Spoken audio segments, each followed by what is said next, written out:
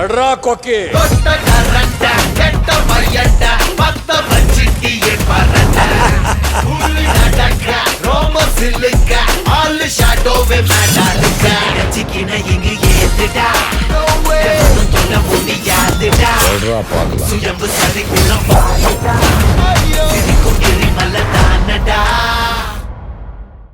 ஏண்டா இப்படி பண்ற? தினமும் குடிக்க ஆரம்பிச்சிட்டியா? குடிகாரனா நீ? குடிகாரனாடா? அப்புறம் பேசிக்கலாம், வழி விடுமா. ஏய் பேசிக்கிட்டே இருக்க. டேய் நில்லுடா. குடிக்காதேன்னு சொன்னா கேக்குறியா? கேக்குறியாடா? சொல்ற பேச்ச ஒரு வார்த்தையாவது கேக்குறியா நீ? அவ பின்னாடி போகாதன்னு சொல்றேன், கேட்காம போய் இப்படி சீரழிஞ்சு வந்து நிக்கிறியடா. பாவி பாவி, சொன்னா கேட்க மாட்டியாடா? ஏண்டா இப்படி பண்ற? இன்னைக்கு குடிப்பியாடா? அம்மா அம்மா, ஐயோ அண்ணே. டேய் என்னடா மா?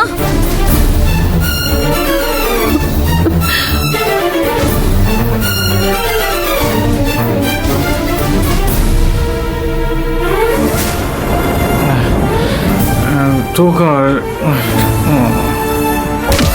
ராஸ்கல். ஏய் சக்ரு.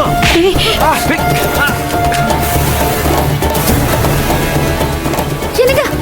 ஐயோ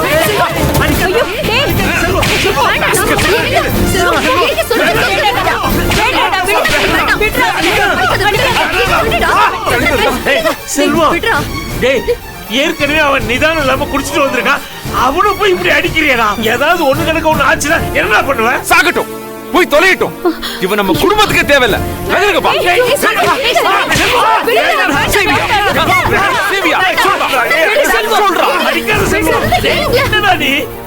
வேண்டாங்க. என்ன பண்ணிட்டு இருக்கீங்க நீங்க? விட்டுருங்க அவனை. மகா விடு மகா. இவனை கொன்னா கூட ஆத்திரம் அடங்காது. நம்ம வீட்டுக்கு இவெல்லாம் தேவையே இல்ல. டேய் செல்வம், உனக்கு என்னடா திடீர்னு ஆவேசமோ ஆத்திரமோ? இன்னைக்குதான் முதல் தடவையா குடிச்சிட்டு வந்திருக்கானா? இதுக்கு முன்னால எங்க போச்சு உன் அக்கறை? ஆரம்பத்திலேயே திருத்தி இருக்கணும்.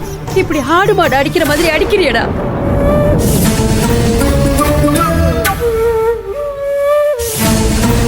சரிப்பா, இவன் குடிச்சிட்டான், தப்பு பண்ணிட்டான், இவனை போட்டு அடிக்கிறியே. இதுக்கெல்லாம் காரணம் யாரு? உன் பொண்டாட்டியோட தங்கச்சி தானே. அவளுக்கு யாரு தண்டனை கொடுக்கறது? என்ன தண்டனை கொடுக்கறது? ஏன்பா செல்வம், எப்போ நிதானமா பொறுமையா இருப்பியப்பா. நீயாப்பா இப்படி போட்டு அடிக்கிற? அதுவும் நம்ம கதிர. ஏப்பா அம்மா சொன்ன மாதிரி அகிலா மேல இருக்கிற பாசத்தை மறக்க முடியாம குடிக்கிறான். அதை திருத்த பார்க்கணுமே தவிர இப்படி அடிச்சா ஏற்கனவே காயம் பட்டிருக்க அவன் மனசோட சேர்ந்து உடம்பு காயமாயிடும்பா. அது யாருக்கு லாபம், யாருக்கு நஷ்டம்? இவன் குடிச்சிட்டு வந்ததுனால தான் நான் அடிக்கிறேன்னு சொல்றீங்கல்ல. இவன் குடிக்கிறதுக்கு காரணமே அகிலா தானே சொல்றீங்க. இவன் என்ன காரியம் பண்ணிட்டு வந்தான்னு தெரியுமா? டேய் இப்படி போட்டு அடிக்கிற அளவுக்கு அவன் என்னடா பண்ணா? ஆர்டர் கொடுத்தாகணுங்கிற அவசரமான இக்கட்டான சூழ்நிலையில கூட இவன் யார்கிட்டயுமே சொல்லாம எங்க போயிட்டான்னு பழி போட்டீங்கல்ல. இவன் எங்க போனான் தெரியுமா? எதுக்கு போனான் தெரியுமா? யாருக்காக வேலையை பாதியில விட்டுட்டு போனான் தெரியுமா? என்னங்க கொஞ்சம் பொறுமையா இருங்க. முடியாது மகா, என்னால உன்ன மாதிரி பொறுமையா இருக்க முடியாது. இந்த மாதிரி தப்பு செஞ்சவன மன்னிக்கவே முடியாது. உங்ககிட்ட அவ்ளோ சொல்லியும் ஏன் இப்படி நடந்துக்கிறீங்க? பேசலாங்க, பேசி சரி பண்ணிக்கலாம். இப்ப அவன் இருக்கிற நிலைமையில என்ன சொன்னாலும் அவனுக்கு புரிய போறது இல்ல. நீங்க ரெண்டு பேரும் பேசுறது என்னன்னே புரியல. கதிர் குடிச்சிட்டு வந்த கோவத்துல தான் செல்வம் அடிக்கிறான்னு நினைச்சோம். இல்ல,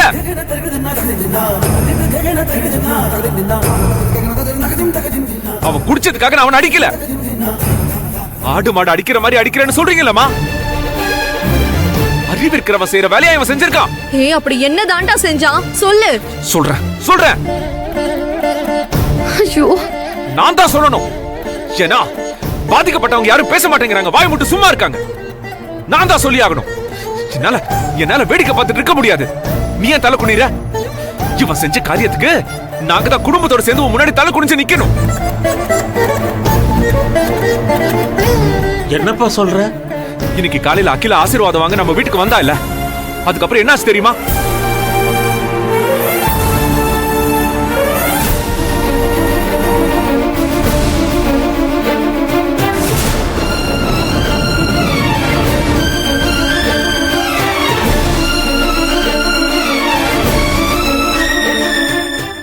இப்ப சொல்லுங்க, இவன் அடிச்சது தப்பா? தப்பே இல்லடா செல்வம். டேய், ஐயோ, அடிக்காதீங்க. பாவி, நல்லா இருப்பியாடா நீ? ஒரு பொண்ணுடைய வாழ்க்கை செல்வம், நிறுத்துங்க. வேண்டாம் செல்வம், அடிக்காத. இப்படி வாங்க. அவன்தான் குடிச்சிட்டு நிதானம் இல்லாம இருக்கானா? நீங்களும் கோவத்துல நிதானம் இல்லாம நடந்துகிட்டு இருக்கீங்க. ரெண்டுத்துக்கும் என்ன வித்தியாசம் இருக்கு? விட்டுருங்க அவனை.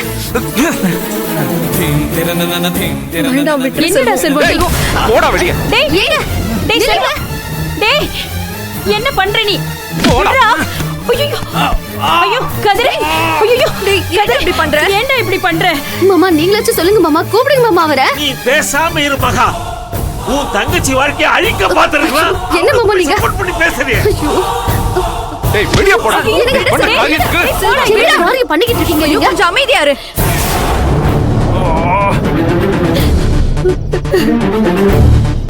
இத்தனை பேர் சொல்லியும் காது கொடுத்து கேட்காத அளவுக்கு அப்படி என்ன கோவம் உங்களுக்கு? இதுக்கப்புறம் இந்த வீட்டுக்குள்ள இவன் வரக்கூடாது. எங்கேயாவது எப்படியாவது போட்டும். நான் ஏன் போனோம்? எனக்கும் இந்த வீட்டுல எல்லா ரைட்ஸ் இருக்கு. டேய், அவன் உன் அண்ணன்டா. எல்லாம் தெரிஞ்சுதானே கேக்குறான். தான் யாருன்னு தெரியாம நிக்கிற நிலைமையில கூட இவ்ளோ தெளிவா பேசுறான் பாத்தீங்களா? ஆனா தெளிவா இருக்கும்போது அறிவு கட்டத்தனமா நடந்துக்கிறான். ஐயோ, குடிக்கிறான். சரி, திருந்து வந்தா நானும் அமைதியா போறேன். ஆனா போய் சொல்லி அகிலாவை வர வச்சு ரெஜிஸ்டர்ட் மேரேஜ் பண்ண பார்த்தான். சரி, அதுக்கப்புறமா அது திருந்து வர பார்த்தா என்ன வேலை பார்த்துட்டு வந்திருக்கான். தப்பு பண்ணது இவன், ஆனா பாவம் கஷ்டப்பட்டது பூரா மகா.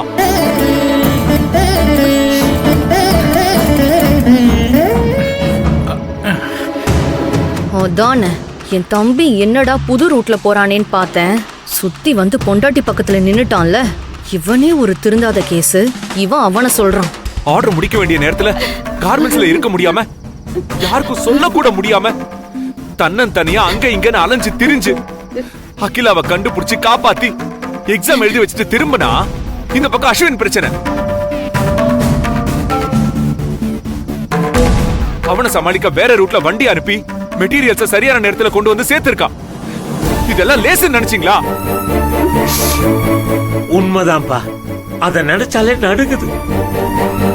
மகா, உன்ன மாதிரி யாராலையும் இந்த சூழ்நிலையில ஹேண்டில் பண்ணிருக்க முடியாது. எப்படிமா யாருக்கிட்டையும் எதுவும் சொல்லாம சமாளிச்ச? நீ ஜெயிச்சிட்டமா. இது சாதாரண வெற்றி இல்லம்மா. நான் இல்லைன்னா என்னத்தை ஹேண்டில் பண்ணிருப்பா இவ? எல்லாத்தையும் மொத்தமா எரிச்சு விட்டுருப்பான். ஏதாச்சும் இதுல டிராமா பண்ணி இவன் நல்ல பேர் வாங்கிட்டு போயிடுவா. இப்படி ஒரு தப்பு பண்ணிட்டு வந்து நிக்கிறானே, படுபாவி பையன்.